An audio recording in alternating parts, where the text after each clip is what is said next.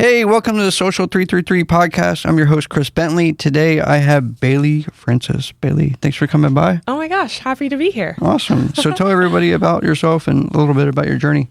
Yeah, so I've been all over the place. I was raised in California, but I'm Texas born.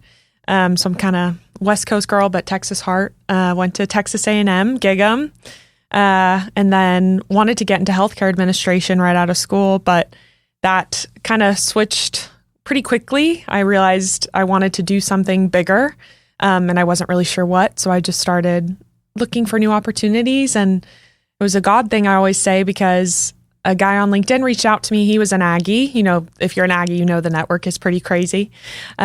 He had a position open to work for a high net worth family in Fort Worth, Texas. And I've always loved Dallas. I knew I wanted to move here eventually. I had family up here, and coming to Texas to visit growing up was always such a pleasure. And then coming to Dallas and seeing the skyline, and I was like, I know I want to end up here. So I ended up working for that family. I was contracted for 2 years and was their in-home nanny. And then I also was their assistant, their personal assistant, which was a very fun opportunity. Got to travel the world and learned a lot about myself and my skill set. And then did that through 2020. So I was with them for the pandemic, which was interesting in itself. Mm-hmm. And then wrapped that up at the end of 2020. And then beginning of 2021, I moved it back in with my parents.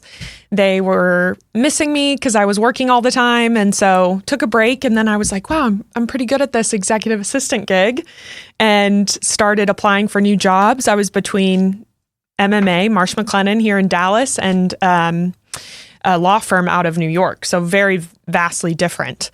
And decided to come to Dallas and have kind of worked my way up from there. Started as an EA, and then a year in created my own role as an operations specialist with the help of my mentor, Dan Prescott. Shout out. He's wonderful. And now I am in sales myself. I'm doing personal lines consulting. So high net worth homeowners, auto, collections, yacht, jet, whatever you have, I can insure it. Obviously, the market's a little bit crazy right now, so it's a unique time to be in my position, but I'm loving it, and I have an incredible team behind me. So, that's kind of That's awesome. Little spiel. Yeah, so talk a little bit about, so a lot of our audience is like entrepreneurs, small business owners. Talk a little bit about the journey, kind of like shifting and kind of doing different things, because I've talked about it a bunch of different times how I've done different things. Mm-hmm. But like, talk about your journey. Like, were you in ever situations where you're like, hey, look, like, you know what? Like, I feel like I'm going to throw in the towel, or like, hey, I'm going to so many times go do something else, or hey, this is drying up. Like, should I stick around or should I jump? Like, have you gone through a lot of that stuff as well? Absolutely. I mean, I got my degree in community health with a minor in business, healthcare administration. Obviously, I'm not in that at all anymore. So that was just a pivot right there. But the main, what you're talking about, began to happen when I joined MMA. And thankfully, our company is so supportive of talented people. And so they've really directed me and guided me. And every time I came to them needing something new, they were able to work with me and say, okay, well, here's what we can do. We can give you more responsibility. And my mentors, again, Dan, but there's so many other people that I could mention that have just helped me realize, like, where are my skills at? And then how can I build that into a different role? And like I said, the one that I created, the operations specialist, that was not even a thing.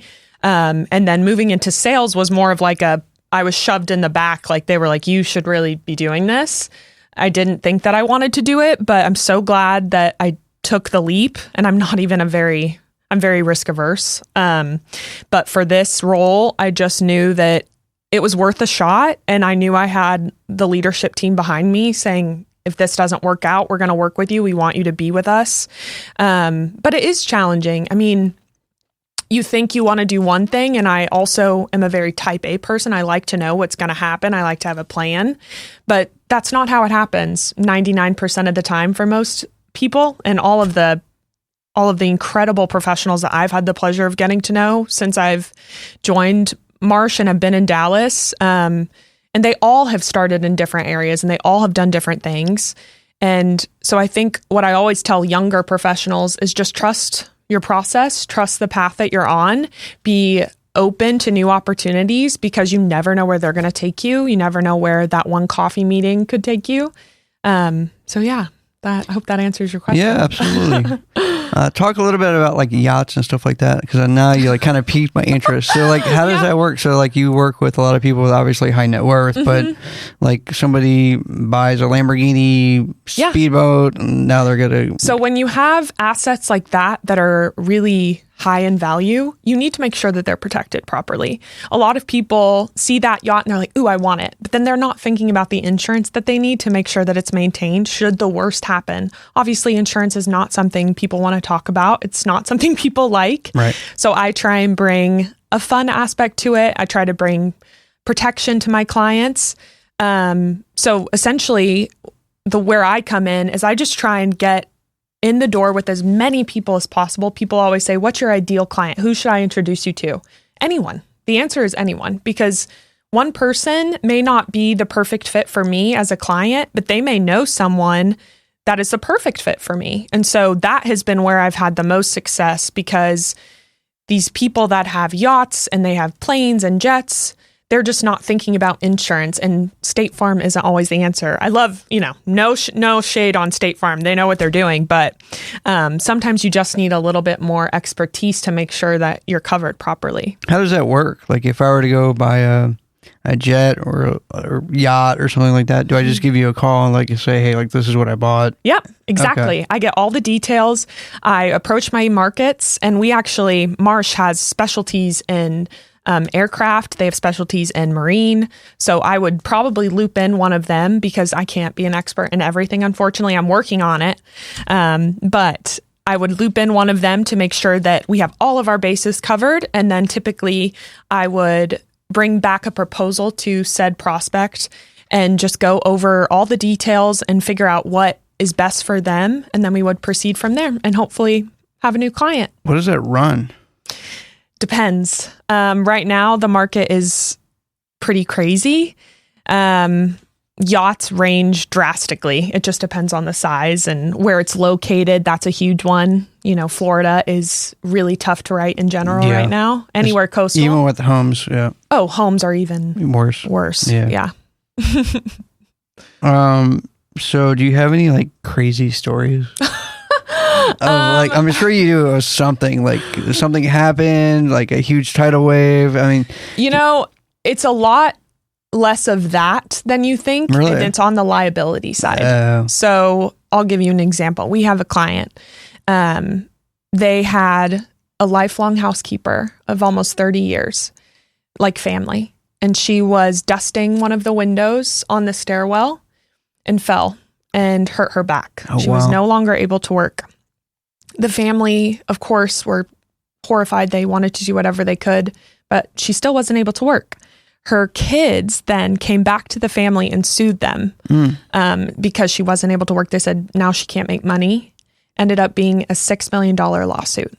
Wow. So that is really where the loss truly happens. And that is where most of our clients, or before their clients, are exposed. And so that's when we can kind of explain, this is the situation. I know it seems like it would never happen to you. Oh yeah, we've had this housekeeper for 30 years. We love her. She wouldn't do anything, but you don't know who her kids are. You don't know what their motivations are. So you have to be aware of all of those different factors. And that's where my team really shines. That's what I've run into with, not me personally, but I've kind of exposed, as you go, when you get more exposure, you run into more and more problems. And it's kind of a situation where a lot of people are like, oh, well, like he or she's worth some money. Let's see how much we can get from them. Or like, it's happening more and more. Yeah. Like, maybe we can get him to like rear end us in his car. Another example for you right there. It reminded me, we have another client. He drives a beautiful car, Rolls Royce. He was driving on 75. If you're from Dallas, you know exactly what that is. And he was struck by a motorcyclist. What? Not at fault. Well, this motorcyclist was no longer able to go to work. So he sued the client for mental anguish. Ended up being a $2.5 million lawsuit that our client had to pay out. And that motorcyclist had said, that guy's driving a Rolls Royce. I think I can get probably a lot of money out of him. And our client only had a $1 million umbrella. Wow. Thankfully, that part was covered, but the rest he had to pay out of pocket. Happens all the time. And it's becoming more and more litigious all over the country, unfortunately. And these lawyers are looking, you see those personal injury billboards all over the place. That's what they do. The hammer. Yep. Free country, but it comes with some stipulations. Yeah, I run into, I was in Arkansas, and I don't by any means, like I just drive like a regular BMW. I don't think it's like, I'm sure a lot of people Still are like lovely car. amazing, but right. It's just so I'm driving and everybody else is driving not so great cars. And I could tell like they're purposely on their brake hoping that I nail them, or they purposely are going slow hoping I nail them. And I'm just like, you have to be so careful. Yeah. And man, I'm a motorcyclist. Wow. Yeah. Oh man. Talk about those all day. Sorry, what? Oh, go ahead. I'm open to it. Yeah, because it reminds me of that story. I don't know if you're familiar with Wolf of Wall Street, Jordan Belfort, where he got really high and he pushed his helicopter off the ship. I didn't hear that part. I've only seen the movie. In the movie, yeah, I read his books. I read just about all this stuff. Okay. Yeah. So he got really high, and then he pushed. It was like rough waters, and it was gonna. I don't know what the whole thing was, but he pushed his helicopter off the side of the boat. And yikes! Yeah, so. And so whenever you said that, I was like really interested because I was like, I wonder how much a helicopter in the water would be. Quite a bit, I imagine. Yeah. Talk to me a little bit about like a day in the life. I mean, I can imagine just because I've interviewed some people that, obviously they run a company that does private planes and they do shuttles, different stuff. What is that really like? Outside of cost, like what does that look like? I mean, I'm sure you talk to a lot of people. I'm talking about like a lot of like affluent people. Yeah. I mean, typically I wake up pretty early, try to get my workout in because you just never know how the day's going to end up. Right. And then I try and schedule a coffee meeting in the morning or breakfast. Sometimes I even do a workout if they're into that. And usually it's with a referral partner or a prospect or even a client when I can get them to agree. Most of my clients are busy. They travel a lot. And so it's tough to pin them down, but I try and meet with them all as much as I can. And then I try and get in the office, see my team. They're in a couple days a week. I'm very thankful my team is able to be hybrid. And so we're in the office. I'm typically in 2 to 4 days a week, depending on the schedule. So I'll head into the office and talk with my team and updates on the accounts that I'm working on. With personal insurance, I have to do a lot more business than a benefits advisor would do or a property and casualty broker would do, which are both other sides of the house at Marsh. We're the largest broker in the world. But because of that, I do have to keep things super, super organized, which is where my executive assistant skill set comes in because I keep things very strict and I know my schedule and I live by my calendar, live and die. I was joking with my board. I sit on the young professionals board, advisory board through the Dallas Regional Chamber, and we were all joking, if it's not on the calendar, it's not happening. So typically I go to the office and then I'll have a lunch meeting or I'll have another coffee meeting, and then I try and do 3 meetings a day minimally in person, and then I'll have Zoom calls. Typically my first research meetings is what I call them. That's where I try and qualify new potential clients. I have a couple of those a day if it's a good week. And then, I try and wrap up by 6 or 7 every night. I used to go to a ton of happy hours when I was first starting, and I've slowed down on that because 1, I can't drink that much alcohol every week. That's crazy. And 2, I do value my personal time. I'm an extroverted introvert. And so try and go home and read a little bit. And yeah, that's pretty much what my days look like. Tell me like a complex like policy or like a complex situation with like a lifestyle or something like that, because I can only imagine, like I deal with a lot of high net worth individuals as well. Yeah. Like how does that, like tell me a situation like that? Like, Yeah. you have something? So I have a client who has multiple homes. He has a couple here in Dallas. He has one in Colorado, one in Carmel, California.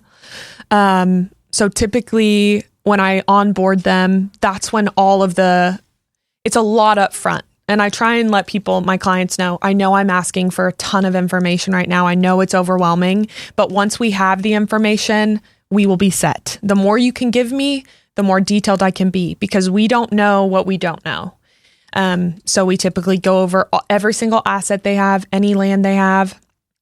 And then we make sure their entities and trusts are listed as additional insureds. We make sure all their autos are listed correctly at the proper residences. Primary needs to be listed correctly, obviously. And then typically they have a personal articles floater, which covers jewelry, artwork. It can be expensive wine, expensive whiskey, sports memorabilia, silverware, furs, taxidermy. The list goes on what we can potentially insure. And so usually, figuring out that marketing is the toughest part. And that takes a few weeks because our carrier partners are very thorough in their underwriting. They do an amazing job. And sometimes my clients don't understand because State Farm and Farmers and Allstate, they can turn around quotes like that. But we just need a lot more detail so that we make sure they're covered. And that's where that's why we focus on the types of customers that we do, because I can help anyone, I can give advice to anyone, but I can really only benefit the high net worth individual and family.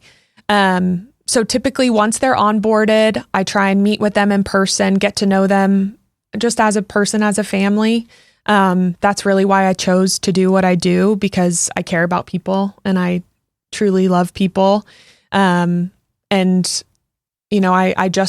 I just onboarded a client earlier this week, actually. He had a high wildfire risk home in Telluride. And I don't know, it just really warmed my heart. And I've been telling people all week that I just felt touched by him. Mm-hmm. And I feel so grateful that he trusts me and my team. And his policy is not cheap. He's paying a lot of money. And I want my clients to know that I care about that. I know what it means to spend your money. Even when you have a lot of it, it almost means more. And so it's just a lot of staying in touch, making sure they know that I'm here when they need me, that they can pick up the phone and call me 24/7 and know that I'm available. I mean, I'm going on vacation next week. I'm very excited. But I'm going to text all of them and let them know, hey, I'm going on vacation. I may respond a little bit later than normal if you need me.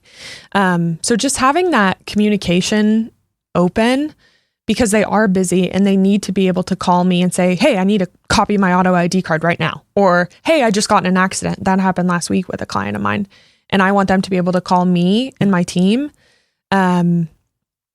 I don't know if that answered your question fully, but absolutely. Yeah. Mm-hmm. So Bayle, if somebody somebody was interested in getting some insurance or talking to you more like in depth, I have some friends that are really into supercars. So like they probably have like Amazing. a supercar collection, right? Yeah. So like, how would they find you? So I'm on LinkedIn. LinkedIn is really the main place to find me for professional reasons. So I would look there. Bayle Francis is my name. You could go to the Marsh McLennan website. You could find me there. But typically I would just say, look me up online and you'll be able to find me. Awesome. Well, thanks for being on the show. Yeah. Thanks for having me. All right.